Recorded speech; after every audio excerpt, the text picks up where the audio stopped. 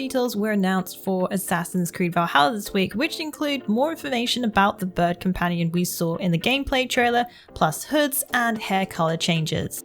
The bird in the trailer that we see is called Sunin, which has a similar meaning to the word insight in Old Norse. Considering the bird will act in a similar way to the eagle in Odyssey, Insight is quite a fitting name, as it will be able to show you views overhead. There were also new details about character visual customization. For the first time in the Assassin's Creed series, you'll be able to change the main character's hair color. Bringing back the hood from Origins, you'll be able to pull your assassin's hood up or down, but in Valhalla you won't need to access the game's menu in order to do so.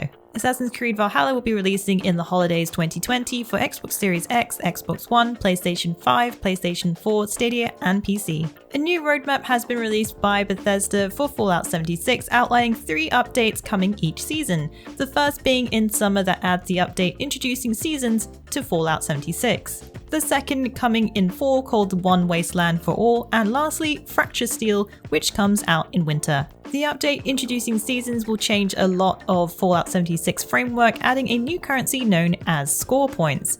These will be awarded for completing challenges. Players will make progress across a retro-looking game board with increasing score points, gaining rewards to boot. This update also brings new high-level perks called Legendary Perks, public teams making teaming up easier, and a new legendary boss event called a Colossal Problem. This will be added in Update 20. In fall, players will be introduced to the One Wasteland for All update, which will rebalance enemies and the rewards they reap to your level. This means players at different levels can join a group with varying player experiences. This also brings a new questline, Steel Dawn, and Daily Ops. Previously, Bethesda has been hinting that the Brotherhood of Steel might be making an appearance in Fallout 76 again, and it's confirmed now to be joining in winter. To find out more about the roadmap, be sure to visit Fextralife.com for more details. And check out the Fextralife Fallout 76 wiki for all the latest. Wolcen Studio have announced their plans for the future of the ARPG Wolcen Lords of Mayhem. In a forum post, the community manager of Wolcen Studio, Calliston, shared about upcoming patches and when they will be released, alongside an estimation of development for seasonal events. The next goal for Wolcen Lords of Mayhem will be 1.10 version, which will bring a lot of gameplay and quality of life improvements such as passive skill tree search options.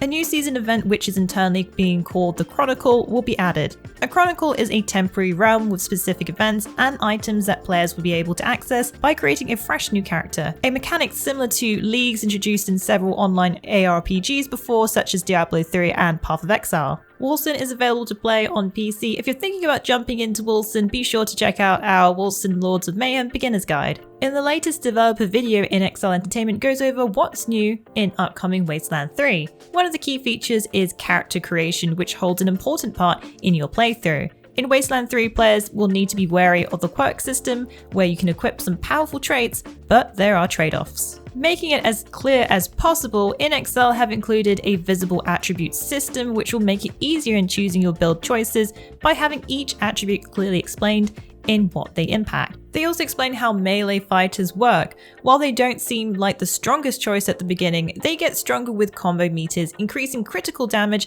and critical hit damage.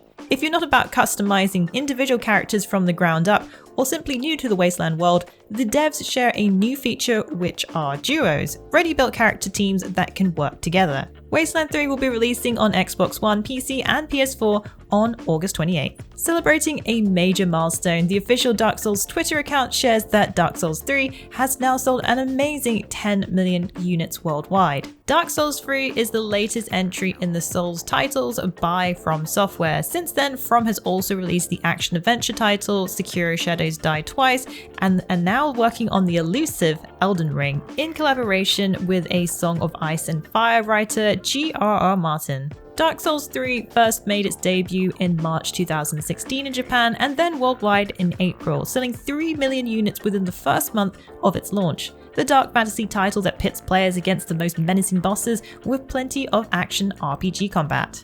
If you're currently making your way through the dark universe of Lothric or picking up the game for the first time, be sure to drop by our Dark Souls 3 wiki. Dark Souls 3 is available to play on PlayStation 4, Xbox One, and PC. The free-to-play MMO Phantasy Star Online 2 will be launching on PC on May 27th. It will also come with full cross-platform with Xbox One. Phantasy Star Online 2 puts players in the role of members of ARX, a task force designed to explore planets and defend the universe against the dangerous fall spawn. Fantasy will allow you to experience a variety of missions with multiplayer and take on battles with action RPG combat. The title is a free-to-play where you can team up with up to 4 players in a party or explore multi-party areas with up to 12 players. Phantasy Star Online 2 will be available as a free-to-play game on the Windows Store. Frozen Flame, the multiplayer action RPG, was funded on Fig and has now been announced by the developer Dreamside Interactive that it will be coming to Steam Early Access with a minimum price point of $29. The title sets to have a deep RPG experience where players will defeat epic bosses and various ferocious monsters with fast-paced combat. There is also flexible crafting and leveling systems, which the developer explains will offer great replayability. The story surrounds the flame, a source of great magical power that will help develop your character's powerful abilities.